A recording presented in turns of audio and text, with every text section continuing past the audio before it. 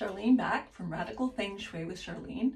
And the last video we talked about a few things, but what I'm trying to get across is resonating with areas that are special, that have a higher vibrational frequency, whether it's in nature or a special building that's man-made or a power spot on the planet.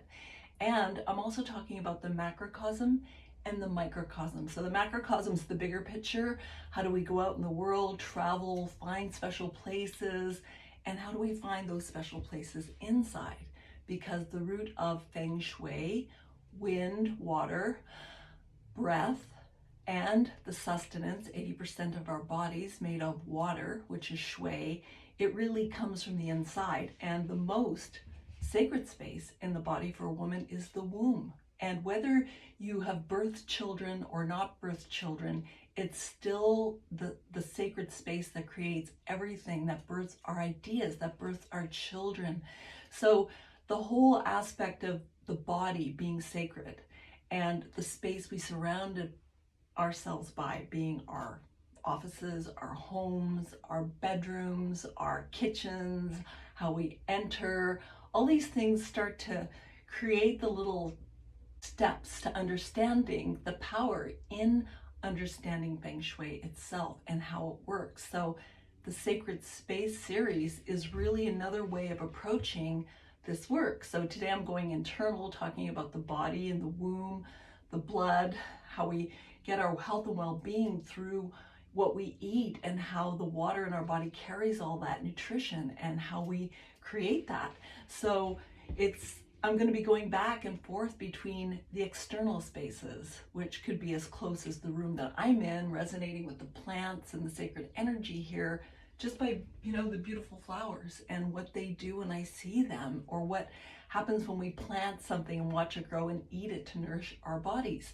It's very close to us in many ways. And this time of the year, we're talking about elemental Feng Shui, the title of my book, The Art of Orientation. Elemental is the 5 elements. And this right now, this is spring. It's the wood element. It's all about the sun coming up. It's all about spring and new beginnings. So let's look at that in the microcosm of the home. This is a really, really powerful time to do, a detox on your body. This is the time of the liver and the gallbladder. So this is a good time to clear that and clean that and prep it for all the fire activity of the summer. Next element comes, summer's here, it's hot, we're doing things, it's very fast. Fire is very fast. Whereas wood, it's kind of slow and gradual, the little sprouts come out of the ground and they're hard to start and then they start growing very rapidly. So we're in that part of spring where we're seeing things grow. We're seeing plants pop on the ground and in our little solarium. So that part of spring is the wood element, and that's when it's a great time to clutter clear. Clear out one drawer in your kitchen. Clear out one closet in your house. When we do this kind of very prepared and intentional way of working with clearing, we get energy back. We empty a closet, we have space for what? More clothes? Or do we have space to refine what we have?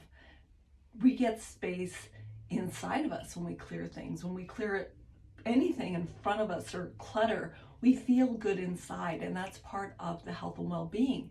So as I go through this sacred space, I want you to see how matter-of-fact, common sense, and day-to-day this type of approach is, especially now, especially spring. Everybody's getting out in the garden, we're starting to plant plants, we're starting to create new life, and that starts within.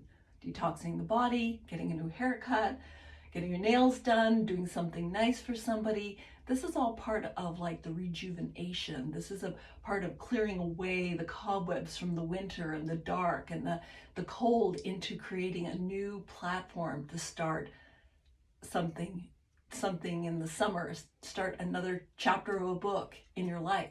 So I appreciate you tuning in. I really love it when you subscribe. We're going to be starting to look at, again, the macrocosm, sacred spaces on the planet, more geomancy and how that relates to our day-to-day spaces, space by space. Thanks for tuning in. Have a great day.